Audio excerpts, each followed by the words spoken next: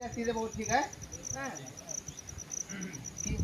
का कर्म को क्यों भूला प्राणी, खाली हाथ जाना है। गर्व न कर ज्ञानीपन का, घर का कौन ठिकाना है। अंगा माने कुछ नहीं। जा चंचल माया में पड़कर, चंचल माया यानी कि ये भूमि परत भाट ढाबर पानी, जिम जीवन माया लपटानी। तो चा चंचल माया में पड़कर छल की हाथ लगाई है। जा जान के करता मनमानी, झा झूठे झगड़ा ठाना है। या माने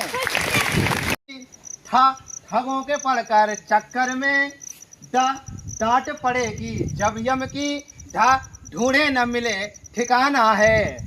अड़ा माने तन का कौन भरोसा है। क्षिति जल पावक गगन समीरा, पंच रचित अति अधम शरीर। अति अधम, अधम नहीं, तुलसीदास ने कहा अति अधम बेकार का शरीर है, 5 तत्वों से मिलकर बना हुआ है। तो तन का कौन भरोसा है, थम जाएगी सांस तेरी।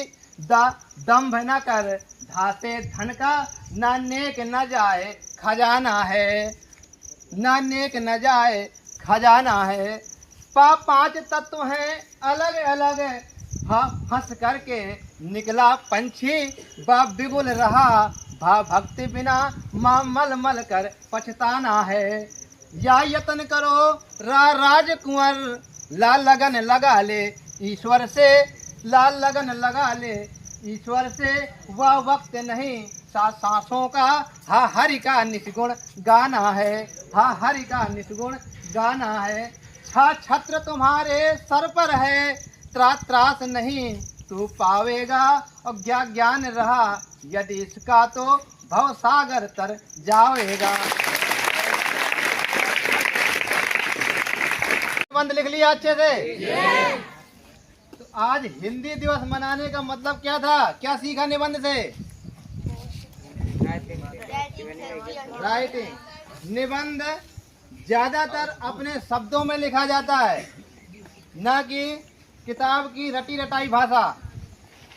निबंध एक लंबा टॉपिक होता है, जितना दिमाग में है सोच सोच के लिखा जाता है। ठीक है।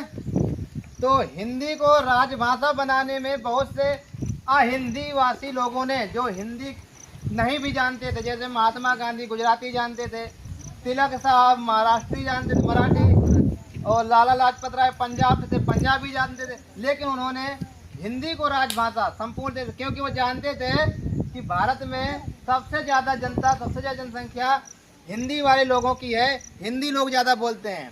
सभी भाषाओं की आदि जननी, सुबह माता साहब ने बताया था कि संस्कृत, सभी भाषाओं की उत्पत्ति संस्कृत से हुई है। आदि जननी कहा जाता है, इसलिए संस्कृत को।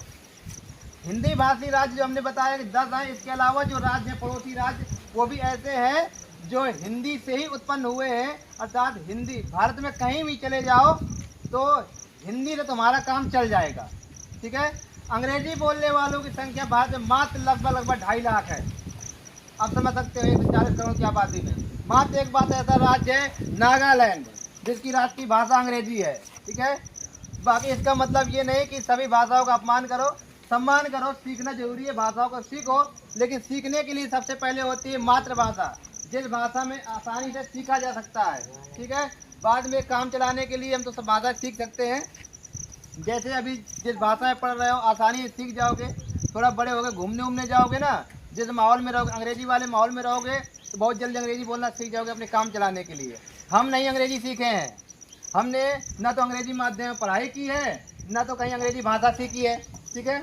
लेकिन फिर भी अपना काम चलाने के लिए अंग्रेजी समझ लेते हैं, और काम चलाने के लिए जितना सब लोग बोलते हैं who are you, what are you doing, how are you, I am fine, तो ये सब समझ जाते हैं, बोल लेते हैं। तो काम चलाने के सब कोई समय के अनुसार ढल जाता है, सीख लेता है। लेकिन जो आध्यात्मिक शिक्षा है, जो सीखने के लिए तुम्हें चाहिए, जो सिलेबस सीखना है, वो मातृभाषा में सीखने में ज़्यादा अच्छा रहता है। एग्जाम्पल ज़्यादा जो क्षेत्रीय एग्जाम्पल होते हैं ज़्यादा समझ में आता है। तो मजाक करोगे, गाना गाओगे तो हिंदी में ज़्यादा अच्छा लगेगा। बहुत बचपन में कविता रटी होगी, टोंकिल टोंकिल लिटिल स्टार, रटी है ना, अभी भी इसका मतलब नहीं जानते होगे। लेकिन चंदा मामा दूर के भाव समझ में आ जाता है कि चंदा मामा है दूर से। चांद को मामा कहते हैं, मम्मी पहले कहती है मामा है, बाद में क्या है कि मम्मी कहे तुम्हारे लिए हम चांद सी दुल्हन लाएंगे, चांद को दुल्हन बना दिया। फिर कह रहे थे बाद में उसी से छलनी से मुंह देखती हैं, यानी पति का चेहरा देखती हैं उसी से, तो उसके अनेक रूप बता दिए जाते हैं। खैर, तो हिंदी दिवस के रूप में आज 14 सितंबर को मनाया जाता है। विश्व हिंदी दिवस संपूर्ण विश्व में यानी 10 अक्टूबर को मनाया जाता है। और संपूर्ण विश्व में भी देखा जाए तो संपूर्ण विश्व में देखा जाए तो हिंदी तीसरे नंबर में आती है भाषा की दृष्टि से। संपूर्ण विश्व में हिंदी तीसरे नंबर की भाषा है, और भारत में तो पहले नंबर की भाषा है ही है। तो हिंदी दिवस के उपलक्ष्य में अब हम एक अध्यात्म से संबंधित वर्णमाला यानी कि का कबूतर जानते हो ना, हिंदी हमारी ऐसी भाषा है जो अनपढ़ से शुरू होती है, ज्ञानी बनाकर छोड़ती है।